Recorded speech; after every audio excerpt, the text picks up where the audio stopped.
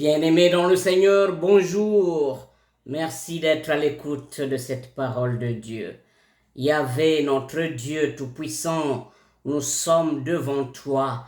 Nous voulons écouter ta parole et c'est toi seul que nous voulons écouter. Alors parle, tes enfants écoutent. Amen.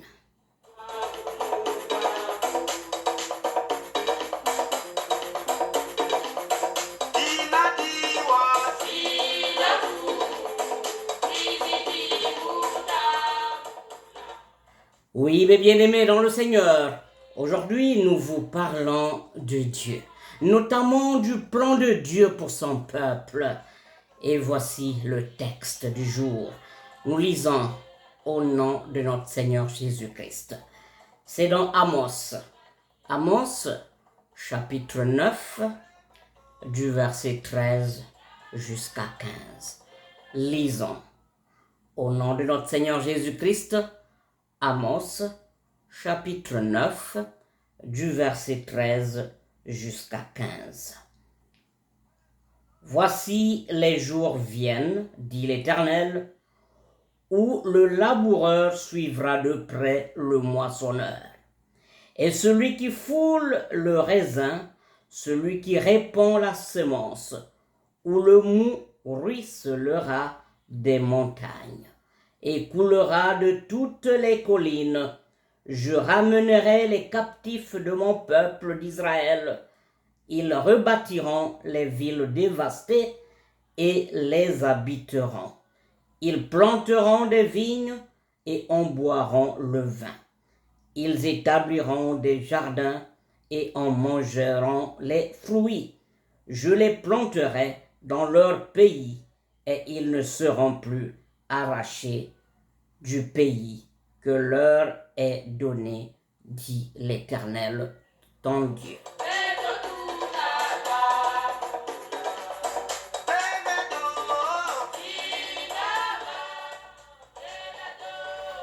Oui, mes bien-aimés dans le Seigneur, quelle belle parole, quel bon texte.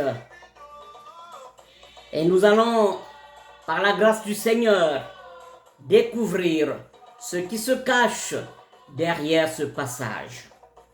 Oui, les desseins de Dieu pour son peuple. C'est notre thème d'aujourd'hui.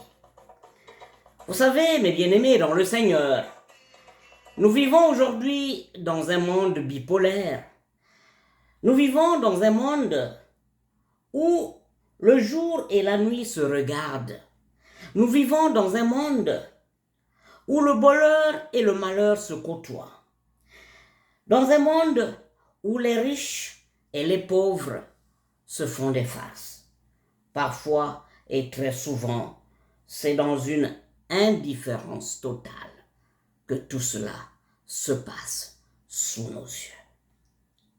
Oui, mes bien-aimés dans le Seigneur, avant nous, il y a eu, entre autres, les contemporains de Amos, comme nous venons de lire dans le texte de tout à l'heure. Oui, la Bible nous enseigne, mes bien-aimés dans le Seigneur, que ceux-ci avaient oublié, oui, ils avaient oublié tous les bienfaits de l'Éternel, tous les desseins, tous les plans que l'Éternel avait pour eux dans le passé. Ils avaient oublié tout ce que l'Éternel, toutes les promesses de l'Éternel, avant qu'ils ne deviennent ce qu'ils étaient devenus. Oui, mes bien-aimés dans le Seigneur, la Bible nous enseigne à travers ce passage que les riches de l'époque d'Amos faisaient preuve d'insouciance. Oui, ils faisaient preuve d'orgueil. Oui, ils faisaient preuve de manque d'attention vis-à-vis des autres. Oui, le prophète Amos les interpelle donc à travers ce message.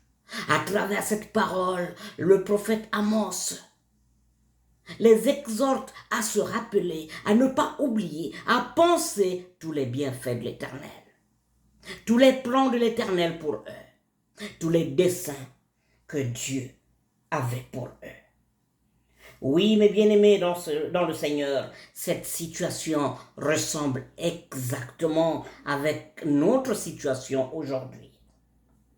Il y a autour de nous, mes bien-aimés dans le Seigneur, il y a des frères, il y a des voisins, il y a des parents, il y a des amis, certainement, ou des personnes qui remplissent aujourd'hui les églises, qui remplissent aujourd'hui les lieux de temple, qui suivent des cultes en direct sur les différentes plateformes, qui sont membres de différentes communautés, quel que soit le lieu où ils se trouvent.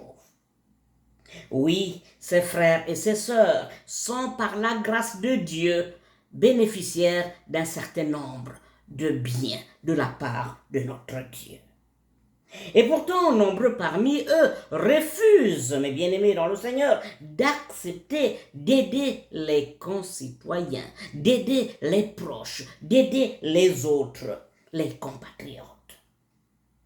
Oui, quand bien même ils sont dans le besoin, ils ne sont pas prompts à aider ceux qui sont en manque, mes bien-aimés dans le Seigneur. Ils respectent les formes du culte dans l'espoir d'apaiser l'Éternel, c'est vrai. Mais leur amour envers les autres, leur amour envers les voisins, leur amour envers les personnes démunies, les personnes dans le besoin, cet amour envers ceux-là n'est pas un amour authentique.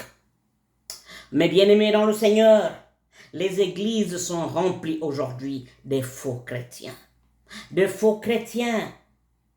Oui, parce qu'ils remplissent des églises, c'est vrai, mais leur cœur ne remplissent pas la joie d'être chrétien, d'être enfant de Dieu. Si tu as été béni pour ce que tu es devenu aujourd'hui, ce n'est pas par ta force, ce n'est pas un mérite pour toi. Ce n'est pas par ta propre force, non. Cela répond bien aux besoins. Cela répond bien au dessein. Cela répond bien à la volonté, au plan que Dieu avait pour toi dès la création. Oui, mes bien-aimés dans le Seigneur, cela est peut-être l'un des desseins que Dieu avait pour toi, pour toute ta vie. Et Dieu veut, Père, mes bien-aimés dans le Seigneur, que notre foi se manifeste dans nos relations avec les autres. Oui, mes bien-aimés dans le Seigneur, notre Dieu veut qu'à notre tour, nous posions des actes sociaux, dignes d'enfants de Dieu. Que les paroles d'Amos que nous venons de lire aujourd'hui, contenues dans le texte d'aujourd'hui, nous servent d'exemple. D'exemple pour vivre avec fidélité notre amour, manifester notre amour, faire preuve d'amour de Dieu en nous comportant selon sa seule volonté vis-à-vis des autres. Conformément au désir de notre Dieu. Oui, mon frère, ma sœur. Demeure béni. Rendons grâce à Dieu. Demeure dans l'abondance. Nous disons merci Seigneur pour cela. Mais ne sors pas du plan initial de Dieu. Ne sors pas du plan, du dessein de Dieu pour toi. Il t'a consacré. Il t'a choisi.